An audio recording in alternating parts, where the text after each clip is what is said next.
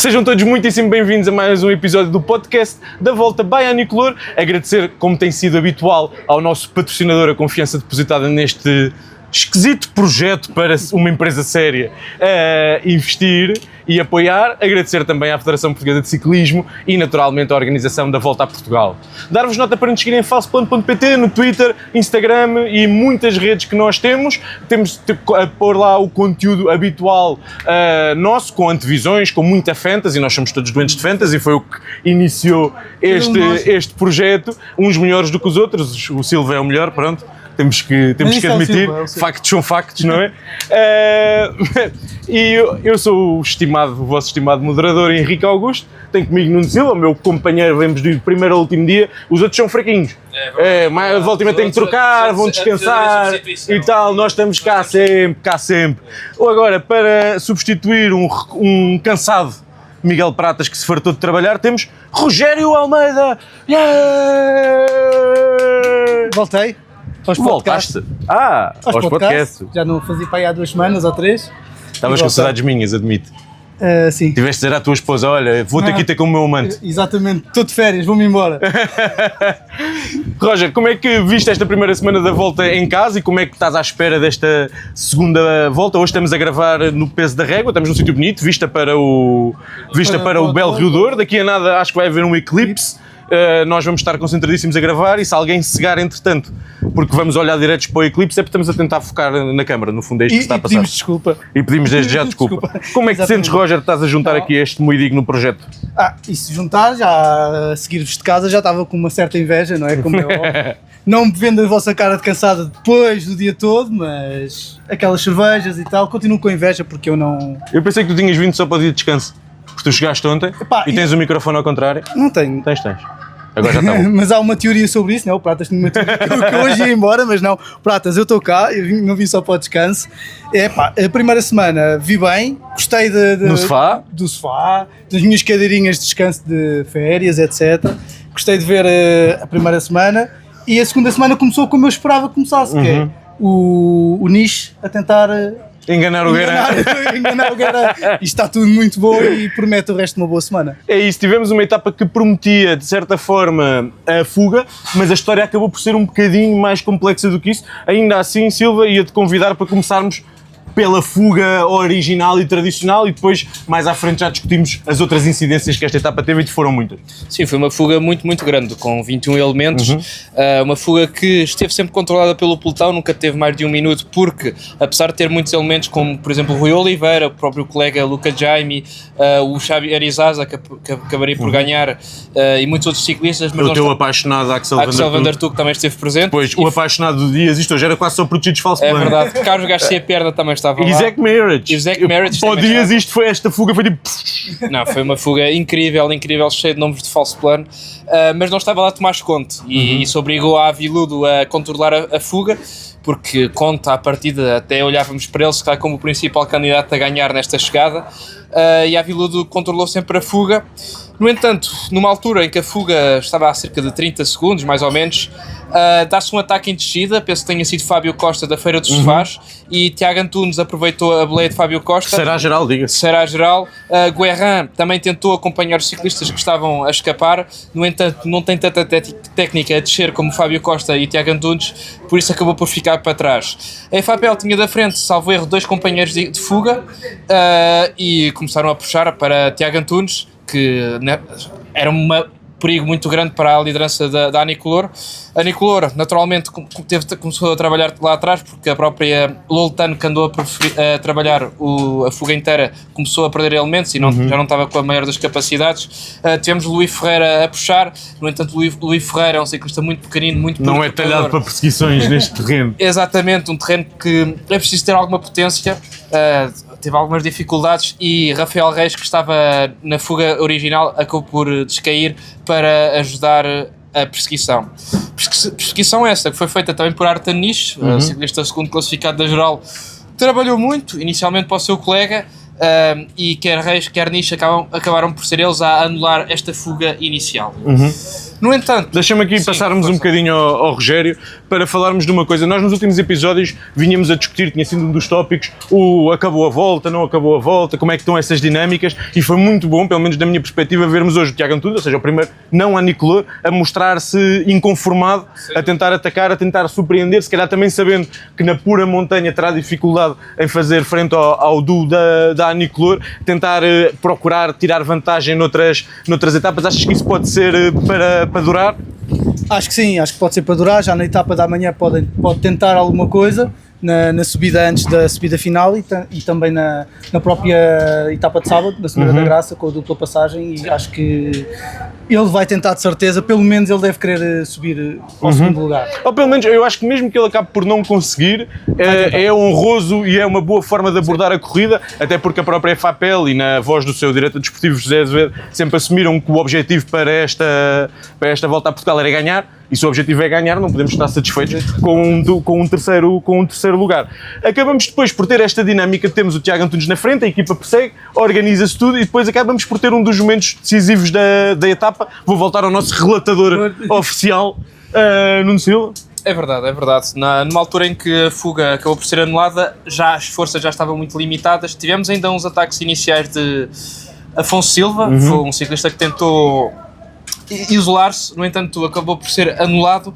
Estava um pelotão já muito pequeno e quando assim acontece é difícil de controlar. Houve muitos ciclistas que cheiraram a oportunidade e que tentaram o ataque, mas no fim acabaram por ser dois homens que até já tinham estado na fuga original. Sim, na altura foi Xavier Izaza que atacou e depois juntou-se um grupo de 4 elementos, estava também o Pedro Pinto, aliás acho que o primeiro ataque até é de Pedro Pinto, depois Xavier Izaza, Carlos Garcia Pierna e um outro ciclista que agora não me estou a lembrar o nome. Na altura junta-se também o Rui Oliveira, que outro elemento da fuga original consegue-se juntar a esta outra fuga. Voltam a ser apanhados, ataca Xavier Izaza, Rui Oliveira na roda, seguem os dois. O Rui pode não ganhar até ao fim desta volta, mas não é por falta de tentativas, quanto muito é ao contrário, é por estar tão entusiasmado por vencer que às vezes taticamente isso é que pode acabar por o deixar sair um bocadinho prejudicado. E acho que podemos fazer aqui uma pausa naquilo que é a corrida. As pessoas que nos estão a ouvir lá em casa já sabem que no fim o Rui acabou por ficar na segunda posição. Ia dizer mais uma vez, mas acho que segunda até foi a primeira vez que ele fez mesmo segundo. Como é que olhaste para esta postura do Rui? Ou seja, teve na fuga inicial, ganhou os pontos, uma das, como é que se diz? Os sprints intermédios, apesar de Cávia também ter estado na fuga. Continua a mostrar muita ambição, mas acabou se calhar por faltar um bocadinho de pernas. Sim, eu acho que o Rui está a ser o ciclista super combativo da volta a Portugal. Sem dúvida nenhuma. Está a ser um verdadeiro guerreiro, mesmo em alguns terrenos que nós olhamos para os perfis das etapas e talvez não seja o ideal para ele, mesmo assim ele vai para a frente, está a ser protagonista, se calhar até o principal protagonista, apesar de não envergar a amarela, mas é o ciclista que nós temos visto mais na frente, mais em movimentações perigosas. E é assim, faltou um bocado de pernas, mas também na altura o próprio Izaza não colaborou muito bem com o Rui já nos metros finais e de uma maneira inteligente, porque temos de o dizer, a pressão estava toda sobre o Rui Oliveira, o ciclista da casa, e Izaza saberia que o Rui teoricamente teria mais sprint que em condições de igualdade. Em condições de igualdade, por isso aproveitou e muito bem o trabalho do Rui para depois lançar um sprint forte e conseguir triunfar. Agora, o Rui, eu acho que amanhã é uma etapa, ele próprio disse que será mais para Péricas, mas acredito que em sexta-feira vamos ter mais um Rui Oliveira ao ataque. Vamos falar aqui um bocadinho mais sobre o Rui, a seguir já vamos àquilo que foram as movimentações da GC na parte final.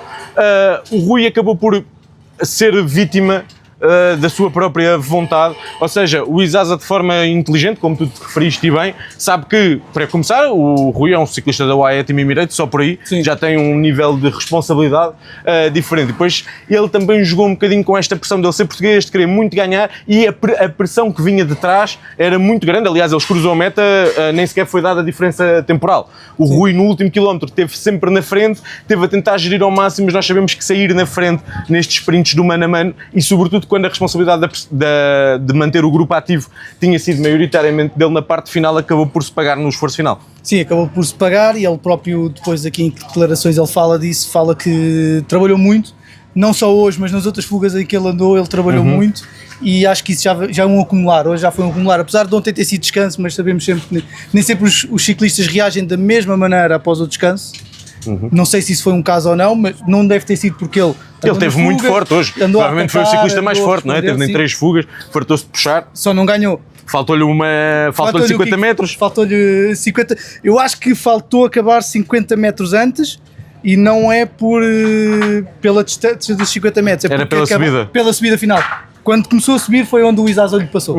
Sim, e a subida, isto era um quê? 100, 150 metros aqui num belo falso plano, que é sempre uma chegada muito mais bonita do que uma chegada plana, porque é em falso plano naturalmente, mas neste caso acabou se calhar por prejudicar um bocadinho o Rui. Uma boa novidade para o Rui, embora eu acho que lhe saiba há pouco, nós estivemos aqui com ele na zona mista e ele estava realmente muito abatido, e ele tem sido um ciclista sempre super simpático e disponível connosco, e hoje ele não foi antipático de todo, mas via-se que ele não estava claramente abalado, sabe-lhe pouco, mas chega à liderança da camisola dos pontos. Chega à liderança da camisola dos pontos, mas notou-se que não é a mesma coisa, não era o que ele queria. Queria também porque lutou por ela, andou nos sprints intermédios a tentar. Ele próprio diz que no fim sabia que tinha que levar e tinha que ir com o Izaza para o sprint, mesmo que não ganhasse, porque eram muitos pontos para a camisola. Mas claro, a vitória era a vitória, e era a vitória então que ele deseja, não só de agora, não é? Exatamente. Eu continuo a achar que vai chegar. É verdade que as oportunidades começam a escassear, mas também é verdade que ele está cada vez mais perto. O segundo lugar ainda não tinha acontecido, e ele merece, não só pela carreira, porque ainda não venceu na carreira, é chato estar sempre a dizer, mas é um facto que até parece estranho para um ciclista desta dimensão. Nunca venceu na estrada, não é? Campeão olímpico. Exatamente. Mas a Volta a Portugal ainda lhe oferece mais 1,5 oportunidade, e pode ser que isto esteja tudo a alinhar para depois ele acabar por vencer no Porto, na sua terra natal. Ele é de Gaia, se não estou em erro, e acabava por ser também uma forma bonita de acabar esta história. A etapa acabou por ser assim. Agora, dando o destaque que já demos ao segundo classificado, vamos falar aqui um bocadinho com o Silva sobre aquilo que é o primeiro classificado. Tu vinhas dizendo já, ainda antes de terminar a etapa, para nós não acharmos que era favas contadas, porque o Izaza era um ciclista rápido, e dada esta não distribuição igual do trabalho, podia acontecer uma vitória do Izaza. Acabou por se verificar. Conta-nos um bocadinho mais sobre este ciclista. Sim, é um ciclista que teve a sua primeira vitória como profissional aqui na Volta a Portugal. Tem feito uma temporada interessante, já tinha andado bem em Taiwan, e andou também muito bem na Dukola Mazoska, que é uma corrida 100% plana, onde ele terminou em 4º lugar da geral. Portanto é um ciclista rápido que consegue sprintar bem. Mesmo aqui em Portugal, acho que já tinha feito um 4º lugar numa chegada ao sprint. E era daqueles ciclistas que eu pensei que não é o melhor companheiro para o Rui Oliveira. Depois tinha a questão também de haver um grupo atrás muito perigoso, que tinha o Francisco Campos, que o Tavira estava a impor um ritmo muito forte, e também tinha o Artem Nitz, que em termos de geral ganhou ali um tempinho. Sabíamos que era um grupo que causava perigo, e o próprio Rui também sabia disso, portanto acabou por puxar sempre um bocadinho mais que Xavier Izaza, e Izaza sabia, ok, a pressão está toda dele, se for apanhado, sou apanhado, até posso ganhar na mesma, vou ir na roda de Rui Oliveira. Sim, arriscar perder para ganhar, que é para aumentar a probabilidade de ganhar, que é aquilo que fazem os ciclistas. Normalmente também estão um bocado mais leves na corrida, caso que não é naturalmente o caso do Rui aqui. E se o Rui não tivesse tomado a posição que tomou, provavelmente acabava por ser apanhados e nem segundo faziam. Vamos então falar um bocadinho daquilo que foi os 25 segundos que marcaram a diferença entre o primeiro grupo perseguidor e o pelotão. A maior parte dos ciclistas principais da geral, e aqui menciono a Adria Péricas, Niche, quem é que era? Tiago Antunes, Juaristi, todos no segundo grupo. No terceiro grupo acabava por estar o camisola amarela, Guerrin. Como é que se deu este corte? Sim, acho que o Guerrin teve alguma dificuldade mesmo com a parte das descidas, a parte técnica. Não se sentiu assim muito à vontade com as descidas. Ele também fala acho que houve um problema qualquer com um ciclista da NSN, ele falou-nos aqui. Não deu para entender muito bem, mas acho que isso também pode ter afetado um pouco a sua performance, mas claramente é um ciclista que não está assim muito à vontade com os terrenos em descida. Quem está à vontade é Artem Nitz, o seu colega de equipa, que ganha uns segundinhos, pode parecer que não, mas ganha uns segundinhos, e no fundo esta é a beleza da Grandíssima, porque a Grandíssima é uma corrida sempre muito em aberta, há muitos ataques, etapas que nós olhamos para esta etapa, ok, isto é uma fuga, entretanto no pelotão vai estar tudo tranquilo. Não, foi o contrário, uma etapa muito mexida, foi talvez a melhor etapa que nós tivemos até ao momento. A nível de espetáculo. E só prova que a Grandíssima tem uma magia onde não há etapas aborrecidas. Não há Grandíssima sem dois colegas de equipa se atacarem um ao outro, não é verdade? Acho que é proibido, vem nos estatutos da Volta a Portugal, que é preciso haver molho. Embora não foi exatamente isso que aconteceu. Exatamente, mas o Niche também se calhar olhou e pensou, olha, pronto, agora venho aqui, Também não vou, e atenção, também não fazia sentido o segundo classificado da geral descair para ajudar o primeiro a voltar, não é? Ou seja, o Nish naquela posição estava em posição de vantagem perante todos os outros do grupo. Sim. Ele também não puxou na frente, mas ainda assim... Diz? É isso, a Nicolor acabaria sempre por ficar... Imaginemos que o Guerra perdia 3-4 minutos. O Nish era ele, passava a ser ele. Certo, é a vantagem de jogares com dois ciclistas. Não precisas te preocupar com isto, ele apanhou, o meu apanha na boa. Tu és novato ainda nesta questão, mas ficas a aprender. Obrigado. Não é tão bom, mas também apanhou o suficiente. Eu ia-te exatamente perguntar sobre isso. Achas que isto pode causar alguma fricção dentro da Anicolor? Porque a verdade é, podemos dar estas desculpas que estávamos a dizer, e o Nish não foi ele que promoveu o corte, e ele não puxou, etc. Não deixa de ser um segundo classificado da mesma equipa do primeiro classificado a ganhar-lhe tempo, não é? Sim, não acho que provoque algo dentro do grupo, porque já vem desde o início estipulado que Nish é o número 1, de certeza, e Guerin era o número 2. Circunstâncias de corrida da Torre foi... Quando o Guerin ataca, ninguém o foi buscar, então foi ele que ganhou e foi ele que ficou com a amarela. Porque o objetivo de certeza que era irem buscar o Guerin e o Nish atacava e ganhava ele e ficava ele com a amarela. De certeza que, quase certeza então, que... perspectiva a partir das tuas palavras, que tu mesmo após o dia da Torre, davas Nish como favorito à vitória final, que se calhar não estava 100% alinhado com aquilo que nós falámos até nos nossos podcasts. Que eu acho... O que não tem mal nenhum, até. Sim, eu te peço desculpa. Tu vieste cá para discordar. Vieste para cá para discordar. Vou já embora amanhã. não vou. Não, eu acho que o Guerin sempre... O Nish ia querer a vitória. Foi o que ganhou nos últimos 2 anos e acho que... Mesmo para a equipa, se eu não estou em erro, não há um trio, um ciclista que vença 3 vezes seguidas, desde Joaquim Agostinho, ou seja, desde os anos 70, e mesmo esses depois uma delas não foi bem. Era histórico, não é? Exatamente. Era uma situação histórica. Não acho que nunca achei que fosse uma situação, como vimos na Visma, na Vuelta, o Roglic a tentar todo o esforço tirar o curso, não é isso, mas eu acho que é nestes pequenos coisas, que é o Guerin não consegue aguentar o total. Sim. E o Nish vai com o grupo da frente e não vai esperar pelo Guerin, porque podem perder os dois a volta sem necessidade nenhuma e a equipa quer ficar. Sim, mas eu acho que também pode ter sido um abre-olhos para a Anicolor, não só para Guerrin, mas no sentido em que eu acho que o ataque do Tiago Antunes inicial os apanhou um bocadinho desprevenidos. Sim. Portanto, tu viste Nish a puxar, viste Rafa Reis a descer para puxar, ou seja, um bocadinho pânico, não é? Ou seja, sim, foi a decisão tática correta, mas não era o ideal para aquilo que eles estavam a pensar desta etapa. E eu acho que se calhar houve uma certa postura de os outros sabem que nós já ganhámos, e há aqui um certo conforto em relação a isso, e Tiago Antunes e a FAPEL, e aí é preciso elogiar, bem a tentarem continuar a manter a volta ativa, a manter a volta viva. E o Nish tem que agradecer ao Tiago Antunes por isso, não é? Exatamente. Eu queria também dar o destaque para a Tavira, que mais uma vez teve muito bem. O Francisco já ganhou uma etapa, logo a primeira sem ser o prólogo, fecha em terceiro e teve a equipa a trabalhar. Eu penso que foi o Diogo Narciso, mas eu não tenho a certeza. O outro colega do Tavira, o Diogo Barbosa, exatamente. Diogo Barbosa. Eu com os apelidos portugueses, aliás, eu com nomes no geral. Quem me conhece sabe. Eu não me engano nos vossos nomes. E ainda por cima é o filho do Cano. Vamos ser despedidos. Vamos ser despedidos. Foi o melhor ciclista do dia. Espetacular. Por mim tinha ganho ele. A equipa muito bem mais uma vez e podia ter chegado até a segunda vitória porque ele evidencia-se como o mais forte do segundo grupo. Se eles conseguissem alcançar o Rui e o... E não foi por muito. Isaza. O Isaza.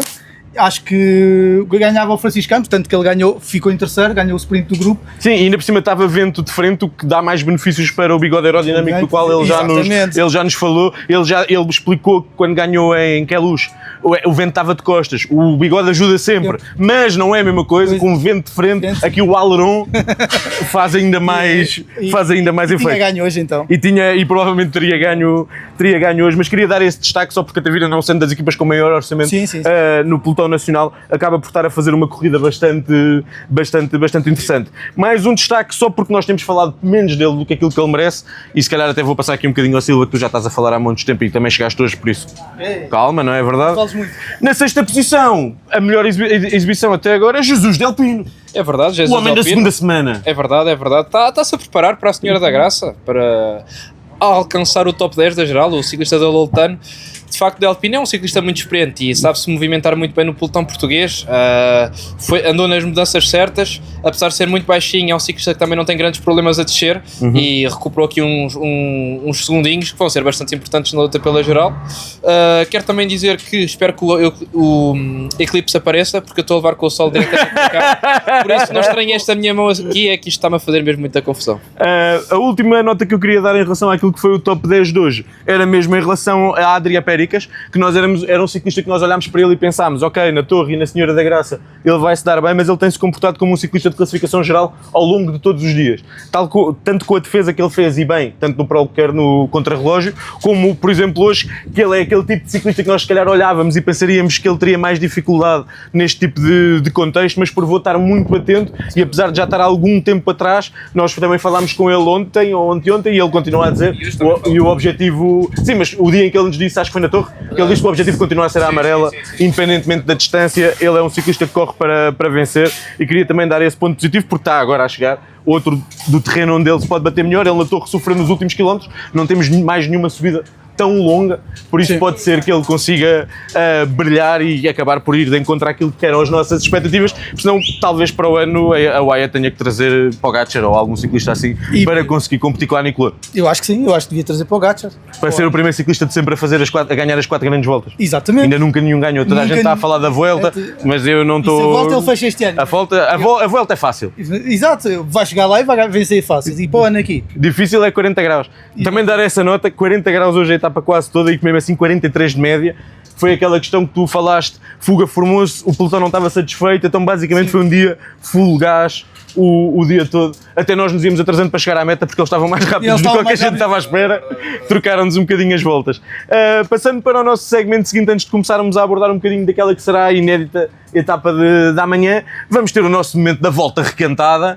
Hoje temos o Rogério acabou de chegar, por isso, como não podia deixar de ser, e é para ti a responsabilidade de cumprir com este segmento que nós temos em honra ao nosso patrocinador. O nosso patrocinador hoje não está a ser muito bem tratado porque estamos com algumas dificuldades logísticas, mas é preciso continuar a dar este agradecimento à Nicolor, sistemas de alumínios, e é exatamente por causa do alumínio que vem esta volta requentada. Nós aquecemos a comida, guardamos no alumínio e no dia a seguir comemos e ainda está boa, saborosa, aconchegante, e nós fazemos exatamente a mesma coisa, mas com momentos passados da volta a Portugal. Então, para a volta requentada de hoje, neste caso é sobre um ciclista, sobre o Vítor Gamito. Acho que... Lenda para mim, então, lenda pura. Que é um ciclista que eu me lembro de ver correr, a primeira vez que eu vejo a volta a Portugal, que lembro de ver... O Rogério é mesmo velho, não sei se tem noção. É uma das coisas que ele disse um bocadinho do resto do... Foi antes do Silva nascer. Foi de 1994, quando ele perde a volta de Portugal. Nem o Silva nem eu, estavas-me a querer chamar velho, mas eu também não era nascido. Esta agora do meu coração. Dói um bocadinho, eu percebo. Em 1994, quando ele ganha a volta ao Orlando.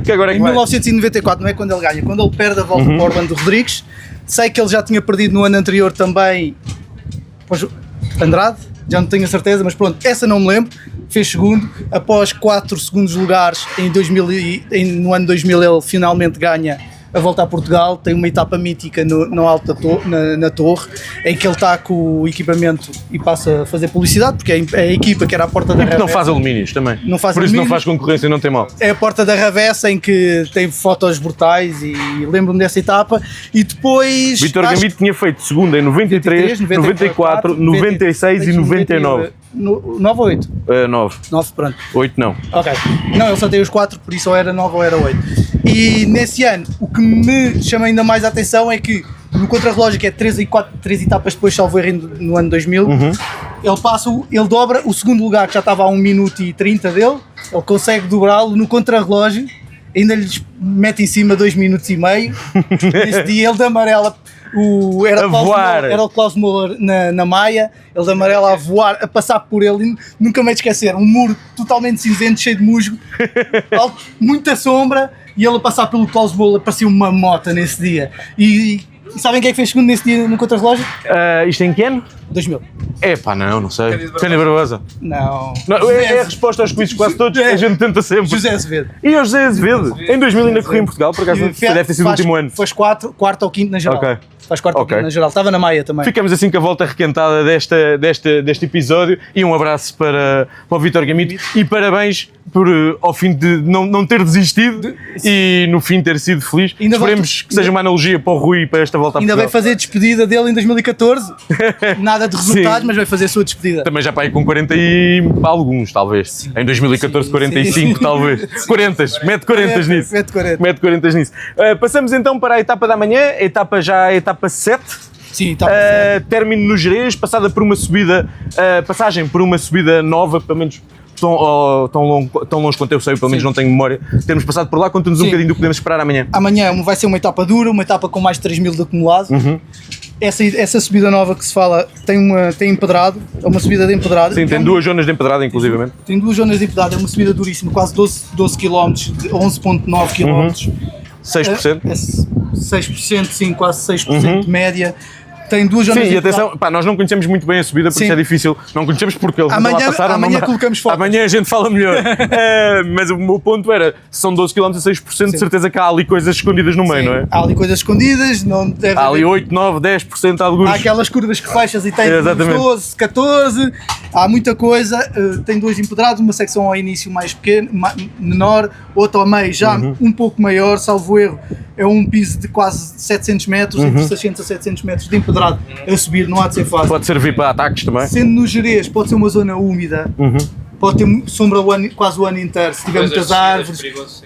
Agora estamos em análise geográfica. Mesmo a subida, o empedrado, se estiver úmido, é mais difícil. É mais difícil. O Jeivane caía ali, não tenho a subir, a descer, a fazer. O Jeivane não caía ali porque ele não chegava à sétima etapa. Então, estás louco por estes empedrados de Portugal. Já tinha desistido ontem. O meu prólogo já não sei se dava, quanto mais. Tinha desistido ontem já. Vai ser uma etapa. Então da humilhação de ter perdido para o nicho na torre, desistia, mas sem cair. Que mal. Era só, olha, pá, vou embora. Vou para casa, vou para casa. E vai ser e depois tem um final também a subir, não tão duro, mas vai ser um. Em quê? Não tão duro. Não, em quê? O final? Em quê? Em falso play. Estava a ver. Pá, já chegaste hoje e este já é embora. Estava a ver que também tinha empedrado e não sabia. Silva, o que é que podemos esperar amanhã? Acho que está na cara, sobretudo depois de vermos a perspectiva com que os ciclistas atacaram o dia de hoje. Queres trocar comigo? Não, deixa eu Não queres? Não, já estou assim. Agora está assim mesmo pronto. Não, acho que ele está pior que eu. Ele está mesmo de frente, eu estou assim meio de lado. Mas o que eu te queria perguntar era, acho que depois daquilo que vimos hoje da parte do pelotão, vemos um pelotão com muita vontade, por isso parece-me difícil que amanhã não tenhamos movimentações até ao nível da classificação geral. Sim, claro que sim. Eu estou a contar logo a subida de Jeremil a ser muito atacada. Porque tem que ser aí, no Gerês são 4 km a 4%. Podem-se fazer pequenas diferenças, mas é muito mais difícil ganhar o tempo que é preciso ganhar. Exatamente, até mesmo podemos ver alguns ciclistas que estão um pouco mais atrasados, mas perto do top 10, ou até mesmo no top 10 na fuga. Por exemplo, o Emanuel Duarte, da Credibon, acho que é um nome interessante para amanhã ir para a frente. Até um Fábio Costa, também é um ciclista que poderá ir para a frente, ele também teve muito ativo hoje. É uma etapa que tem tudo para ser espetacular, não só pela envolvência, pelo perfil, da dureza, e acho que os próprios ciclistas nos vão brindar com mais um bom espetáculo. E como é que vês a nível de aquilo que será a dinâmica entre as duas equipas que estão a ocupar o pódio, ou seja, a FAPEL mais atacante, a Anicolor? Estavas aí a falar, por exemplo, de Fábio Costa ou de Emanuel Duarte na fuga. Irá a Anicolor deixar que isso aconteça ou simplesmente poderá não ter capacidade de controlar uma fase de formação da fuga que se adivinha bastante atacada? Eu acho que é um pouco isso, eu acho que não será fácil controlar em fuga, até porque depois lá mais à frente, na subida de Gerbil, a Anicolor basicamente só terá Luís Ferreira, Niche e Guerrin, porque são eles os três principais trepadores. Os outros ciclistas são mais de média montanha barra terreno plano, de rolar, portanto vão se esforçar muito para tentar controlar a fuga ao máximo nessa altura, porque uma fuga com 3, 4 minutos com nomes importantes da geral poderá ser muito importante para... E deixa-me até adicionar que a fuga será ainda mais difícil de controlar por parte da Anicolor, até porque é uma equipa que não tem assim tantos trepadores sem ser os dois líderes, porque antes disso ainda temos uma subida de 11 km a 7%, ou uma coisa assim do género, a 6% e os últimos 7 km a 7%, ou seja, uma subida dura, a sério, e aí também dificultará ainda mais o trabalho de quem quiser controlar a corrida. Exatamente, é nesse sentido. Eu acho que as equipas, do fundo, poderemos ver todos contra a Anicolor, porque a Anicolor já provou que em termos de pernas, Líderes e dos líderes. os líderes são a equipa mais forte, mas em termos de profundidade e isso, as outras equipas também têm muito boas cartas e contamos vê-los bastante ofensivos, até mesmo, por exemplo, o Pedro Silva. Acho que amanhã é uma etapa muito boa para ele. Imaginemos Pedro Silva e Fábio Costa, se os dois se conseguirem intermeter na fuga, são nomes muito interessantes. Rogério, mais algum nome que queiras acrescentar em relação àquilo que poderá ser a etapa da manhã? E depois, achas que acabará por algum destes ousados fugitivos ganhar ou achas que vai dar para os homens da geral? Eu acho que vai dar para os homens da geral, porque até acho que a própria FAPEL vai também puxar pela